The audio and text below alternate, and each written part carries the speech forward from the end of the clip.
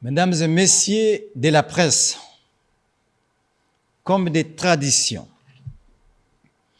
permettez-moi de vous remercier très sincèrement pour votre disponibilité à réussir de votre présence le rendez-vous de ce jour, lequel est destiné à restituer à l'attention de notre peuple les activités parlementaires des sessions ordinaires de mars 2023.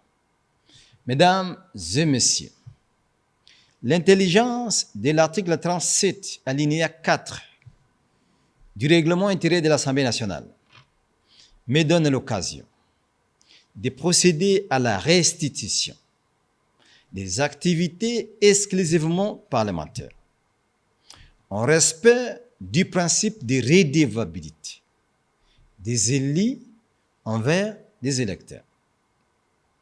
Concrètement, il va s'agir de passer en revue les activités parlementaires de mars 2023, lesquelles se subdivisent en activités non législatives et activités législatives. Mesdames et messieurs, il sied de rappeler que les activités non législatives comprennent essentiellement la validation des pouvoirs, les auditions en commission, les approbations par l'Assemblée nationale et le contrôle parlementaire. Par contre, les activités législatives concernent d'un côté les lois adoptées par l'Assemblée nationale et envoyées au Sénat, et de l'autre, celles déclarées recevables par l'Assemblée plénière et envoyées en commission. Primo, s'agissant des activités non législatives, se rapportant à la validation des pouvoirs. Au cours de cette session, l'Assemblée nationale a procédé à la validation de 9 suppléants, dont un suppléant d'un député nommé à une fonction incompatible au mandat de député, 3 suppléants de députés décédés, 5 suppléants de députés invalidés pour cause d'absentéisme. Au sujet des auditions en commission, il y a eu au total 32 auditions des membres du gouvernement de la République, ainsi que les directeurs généraux des différents services publics de l'État par les commissions aménagement du territoire, infrastructures et nouvelles technologies de l'information et de la communication, relations extérieures, environnement, tourisme, ressources naturelles et développement durable, ainsi que la commission ECOFIN, économique, financière et contrôle budgétaire. À titre exemplatif, Madame la ministre d'État et ministre du Plan, au sujet de l'évaluation du niveau de l'exécution du programme de développement de 145 territoires.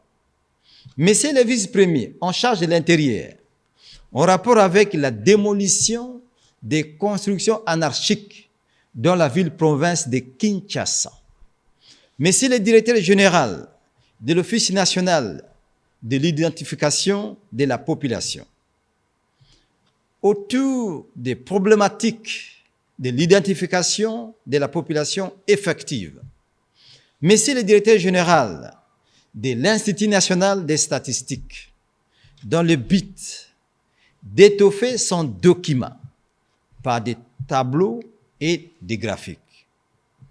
Concernant l'approbation des rapports des commissions spéciales, l'Assemblée nationale en a approuvé 3. 1. Rapport de la commission spéciale chargée de contrôler la gestion du bureau de l'Assemblée nationale. Rapport de la commission spéciale chargée de préparer les prévisions budgétaires de l'Assemblée nationale pour l'exercice 2024. Rapport de la commission spéciale concernant les cas de l'honorable Nsaf. Pour ce qui est des contrôles parlementaires, au cours de cette session, il n'y a eu qu'une seule interpellation du directeur général de la Société nationale de l'électricité, SNEL en sigle, avec une seule recommandation, sa révocation immédiate. Segundo, dans le cadre des activités législatives, au cours de cette session de mars, l'Assemblée nationale a convoqué 31 plénières, dont 26 ont été tenues effectivement, pendant lesquelles elle a voté 26 projets et 4 propositions de loi, répartis comme suit. 9 projets d'autorisation de ratification. Un projet de loi portant habilitation du gouvernement, portant sur 8 matières. 5 projets portant autorisation de la prorogation de l'état de siège. Un projet de loi portant répartition des sièges. Un projet de loi portant réserve de l'armée. Un projet de loi portant sur les finances publiques. Un projet de loi portant sur la réforme des procédures fiscales. Et 4 propositions de loi. Mesdames et messieurs, avant de clore mon propos, il y a lieu de souligner, dans le cadre du processus électoral en cours, l'Assemblée nationale s'est acquittée des lignes des exigences légales attendues par le peuple congolais. En l'occurrence, les annexes à la loi portant répartition des sièges par circonscription électorale pour les élections législatives, provinciales, municipales et locales, lesquelles sont déjà à la disposition de la CENI. Nous remercions et félicitons le comité des sages pour la qualité du travail qu'il a réalisé au cours de cette session. Encore une fois, merci de votre attention.